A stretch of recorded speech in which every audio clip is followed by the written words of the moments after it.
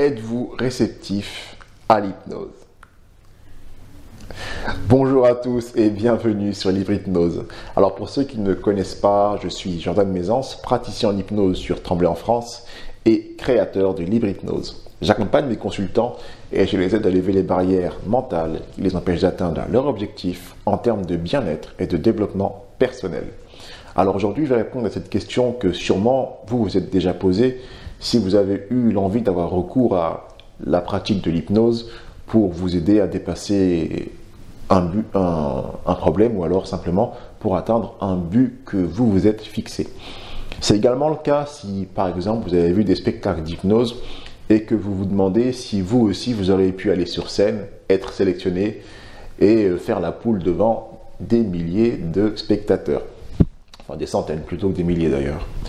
Alors écoutez, pour répondre à cette question, je vais répondre en 2 points, parce que c'est souvent ça en fait qui est dit. C'est d'une part, est-ce que je suis réceptif à l'hypnose? Et l'autre question, c'est est-ce que je suis suggestible? Suggestible tout simplement. Alors, ce qu'il faut comprendre. Déjà, l'état d'hypnose, je crois l'avoir déjà dit dans une précédente vidéo, c'est un état qui est naturel. Un état qu'on vit tous les jours, un état qu'on va retrouver chez tous les animaux en fait. C'est un état dans lequel on est tellement absorbé par ce qu'on fait qu'on s'isole du monde extérieur pour se centrer de plus en plus sur le monde intérieur, c'est-à-dire sur nos pensées, sur nos émotions, sur nos sensations internes. Ça, c'est pour ce qui est l'état d'hypnose. Et d'ailleurs, je crois que j'ai déjà pris cet exemple-là, mais c'est pas grave, c'est peut-être la première fois que vous voyez. Vous n'êtes peut-être pas encore abonné à cette chaîne. Si ce n'est pas le cas, faites-le maintenant, comme ça, vous aurez toutes les informations. Mais je disais donc, j'ai déjà pris l'exemple, c'est que quand on va être en train de conduire sur un chemin qu'on connaît très bien, au bout d'un moment, on aura l'impression que notre attention va diminuer. C'est pas tant que notre attention diminue, mais c'est juste qu'on va se focaliser sur autre chose. Comme on connaît déjà la route, on n'a plus besoin de se concentrer sur la route. Il faut quand même faire attention, des fois qu'il n'y ait pas un passant ou alors un animal qui passe, mais globalement, notre attention peut être focalisée sur autre chose, peut être intériorisée. Alors, on est comme ça en train de conduire et puis on pense à des choses, puis à d'autres choses. Alors qu'à l'inverse, quelqu'un qui vient de commencer d'apprendre à conduire, il ne peut pas penser à autre chose que de conduire. Donc voilà, ça c'est des exemples qui vous montrent que vous connaissez déjà en fait cet état. Vous posez la question de la réceptivité à l'hypnose.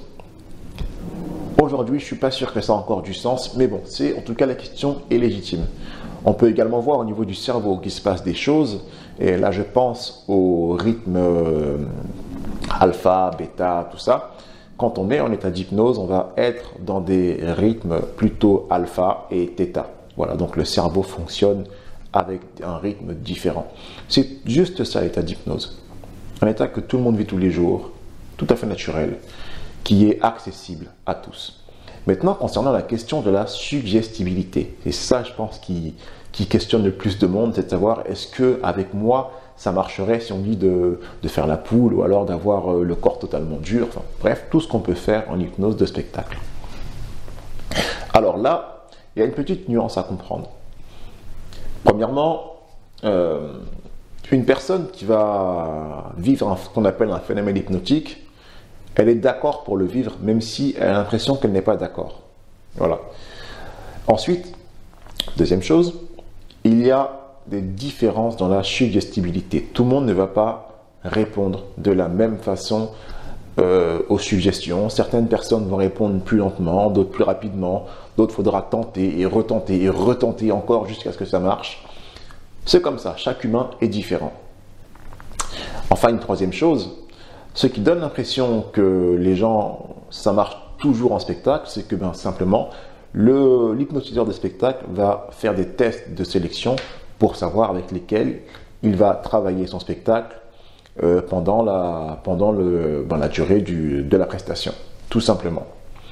Maintenant, pour ce qu'il y ait d'avoir des changements en cabinet avec l'hypnose et la suggestion sous hypnose. Écoutez, comme tout à l'heure je vous l'ai dit, tout le monde est réceptif à l'hypnose, donc ça c'est pas un problème. Ensuite, par rapport à ce qu'il y ait de la suggestion, si vous voulez réellement changer, si vous êtes prêt à devenir la personne que vous voulez être à l'intérieur de vous, que vous avez vraiment envie de vous débarrasser d'un ancien mauvais comportement, il n'y a aucune raison, et je répète, il n'y a aucune raison pour que vous ne soyez pas suggestible aux suggestions que va vous faire votre praticien en hypnose. Pourquoi? Parce que simplement, si vous êtes d'accord pour changer, vous allez vous laisser influencer par les suggestions et par les images que vous allez faire en cabinet. Après, la seule chose que vous avez à faire, c'est de continuer à progresser sur le chemin sur lequel vous êtes, tout simplement. Vous éloigner de ce qui vous dérange, et vous rapprocher de ce que vous voulez réellement. Et en agissant comme ça, c'est sûr que la suggestion va avoir un impact. Le seul obstacle à la suggestion en cabinet, c'est si vous mettez de l'opposition ou si vous mettez de la mauvaise volonté. Dans ce cas-là, c'est autre chose. Il faudra travailler peut-être avec un psychologue pour creuser sur la raison pour laquelle vous mettez de la mauvaise volonté, tout simplement. Donc voilà mes amis, j'espère avoir répondu à cette question. Surtout si ce n'est pas clair, dites-le moi en commentaire. Et si vous avez d'autres questions, pareillement, dites-les moi en commentaire. Encore une fois, pensez à vous abonner à la chaîne. Et vous pouvez également me suivre sur les réseaux sociaux, Facebook, Twitter, Instagram. Et pour ça, c'est Libre Hypnose, tout simplement. Si vous me regardez depuis Facebook, n'hésitez pas à aller également vous abonner sur YouTube, donc Libre Hypnose, pour voir l'ensemble de mes vidéos. Voilà, je vous remercie d'avoir regardé la vidéo jusqu'à la fin. Et je vous dis à très bientôt sur Libre Hypnose. Ciao!